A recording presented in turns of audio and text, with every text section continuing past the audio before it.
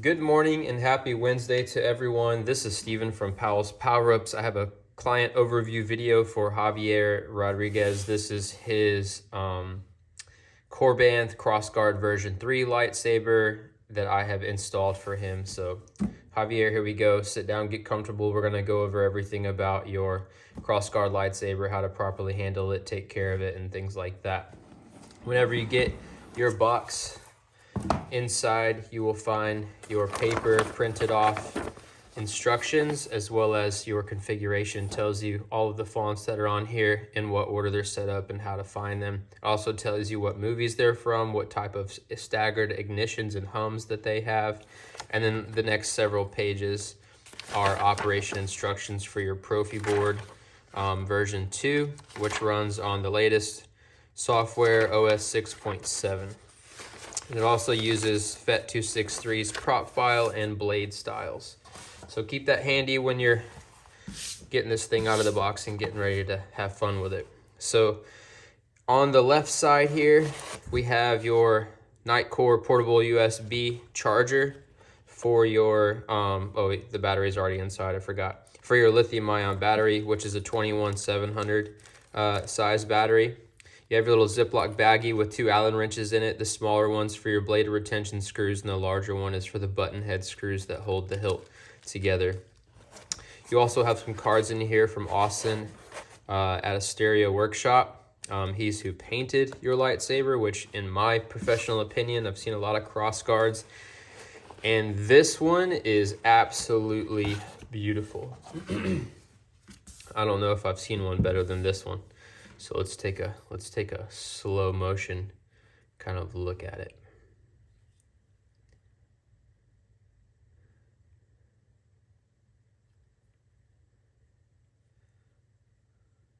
Absolutely gorgeous. I don't think a TFA gets any better than that. There's our engine, lower engine, matches, nice and rusty in there. Okay, look at these emitters. These are heat stained and airbrushed. So I think I think that's what Austin told me. It's a combination of both. We even got the emitters heat stained to match the blade plugs. All right, so the red wire, which has been replaced with a screen accurate red wire, is actually cut in this second clip right here, is where you pull it out to separate the hilt, to open it up. Let me get my Allen wrench here. You remove all 3 of these button head screws all the way, which the ones that come with this hilt are a bit long and push into the chassis too much. Turns out I have a bunch left over from when I used to do Disney conversions that are much shorter, and I actually used them and they work perfect. So you're gonna remove all 3 of those. You're gonna slowly slide your handle off. It is really snug. I guess I got a lot of paint on this one, so it made the chassis a bit thicker, but it is really snug. So whenever you take your handle on and off, try not to twist. You don't wanna rub your paint off. Try to just go straight on and off. So set that handle aside, it's just empty. And then here we have your chassis, right? So make sure you handle this lightsaber by holding the upper metal portion. You don't wanna swing the lightsaber around by the chassis like this. You could possibly break it off if you're not careful with it. It is, plastic, it's susceptible to cracking and breaking, so treat it delicately whenever it's disassembled. The top, there's just like a plastic part that goes up into the middle core section here. It's pretty small, but anyway, this is a newer design that I have for the Crossguard Corbanth version 3. Got some greeblies and stuff on the side, some little accent LEDs that you'll see illuminate here shortly. I painted this one kind of a brushed bronze color, almost like a rustic gold, which I'm trying to match some of the accent paint that's on the outside here. And the emitters too, like the tips of the emitters is kind of what it matches.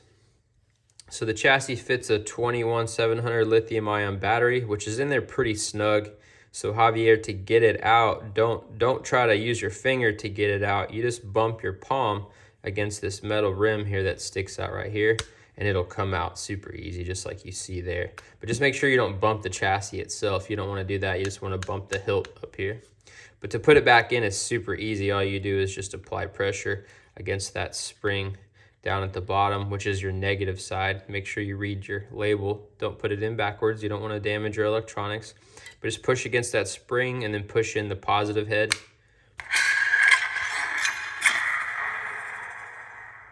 Which gives it power. We hear a boot sound and we see those accent LEDs come to life. Here on the top side, we have our Profi board version 2 pressed down inside of the chassis. And then we have a wire cover here with the first order logo on it. The wire cover doesn't really need to come out unless you want to access your SD card and your micro USB port. But this has already been uploaded and configured by me with, Kyberphonic Unstable version 1 and 2 and the KSith CrossGuard version 5 font, which has fonts from TFA, The Last Jedi, and Tross. So you got some wires down in here from your LEDs and speakers and things like that. So that's why I come up with the wire cover solution, just kind of a nifty looking way to make this all look a little bit better. So that sits over there, just presses it down inside the chassis.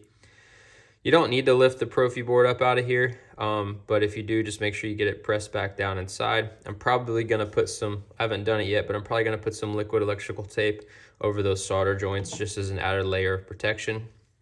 Down on the bottom here, we have Smuggler's Outpost 28 millimeter dark side speaker. This is their 4 ohm, 3 watt 4 ohm speaker down here in the bottom. So it's super loud. And like we said, we got that 21700, 5000 milliamp hour. You got your positive, I'm sorry, not your positive and negative, your power and auxiliary. I just woke up, I need to drink more of my coffee. Power and auxiliary, right?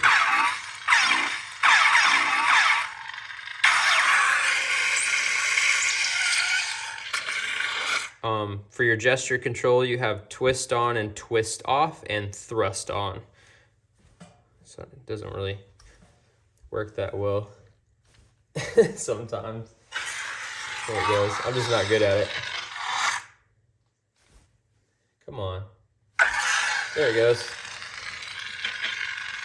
I normally don't play with these while it's disassembled, and I recommend that you do not do so either. So take it apart to show off the chassis and stuff. Be careful with it. Don't play with it until you get the hilt all the way assembled, and then it's pretty strong. So speaking of which, there are a lot of screws in this lightsaber. There's 2 in the bottoms of each emitters that hold the emitters on. There's 4 in like a core section up here that hold the middle and the emitter sections together. So that's a lot of weight from your blades on those 4 screws. And then you have a screw that holds on the upper engine here. Then you have this screw that holds on this shell. So all of those I have used Loctite thread locker to hold those screws in so that they're solid, so that this thing doesn't get loose and wobbly, and that way it stays structurally strong. But in the case that it ever does need to be redone or something later down the road, this is the blue 242 removable version, so it's not completely permanent like concreted in there. Lastly, you have the stock version 3 NPXL connectors in all of your emitters. Very beautiful, best on the market, 16 LEDs in each of them. Right. They just mirror the blades themselves. For the blade plugs, the main blade fits in there perfectly, like the length of how deep it sits. Come on out of there.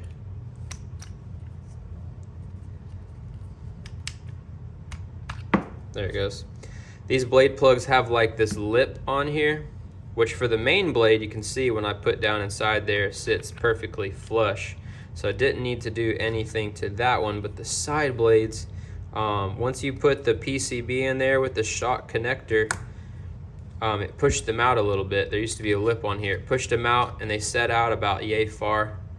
So I took my Dremel and my cutting wheel and I basically just cut that lip off so that they would sit down flush. And you can see once you put them in here, they sit flush. They stick out a tiny bit, but you just push them in against the spring-loaded pins, right, and hold as you tighten down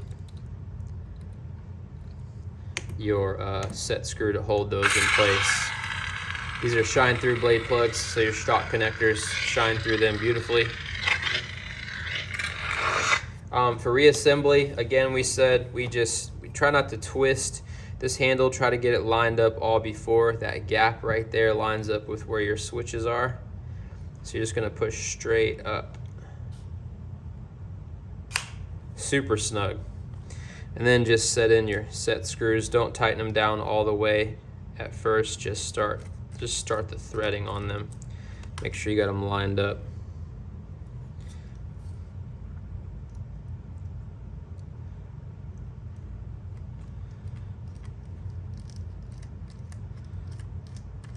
Dude, I'm just having a morning. I don't have it lined up. There we go.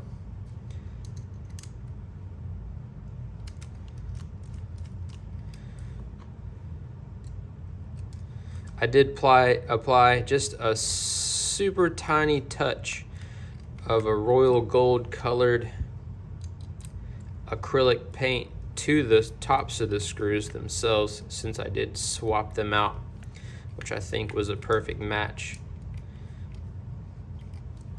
So don't over tighten these screws. You don't want to strip them, but there's the screws. Anyway, once it's put together, you got your screws in, take your red wire, just tuck it back in. It may come untucked up here in the top. Oh, it came untucked here in the bottom too. Get back in there.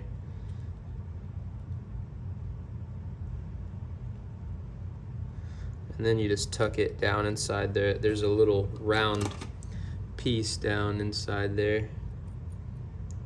Be real careful. Tuck it back down inside.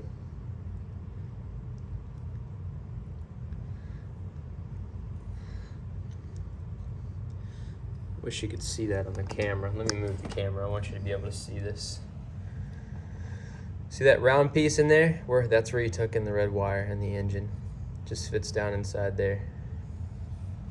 So we got it all together now. It is operational. Sounds amazing. Red pummel, beautiful. All right, so hope you enjoy it. I'm gonna get this boxed up and packaged up, and I'll get your address from you, send this overview video for you to review and do a post. Thank you for choosing me again to do another crossguard install for you. I hope you really enjoy it, and just reach out if you have any questions. May the force be with you.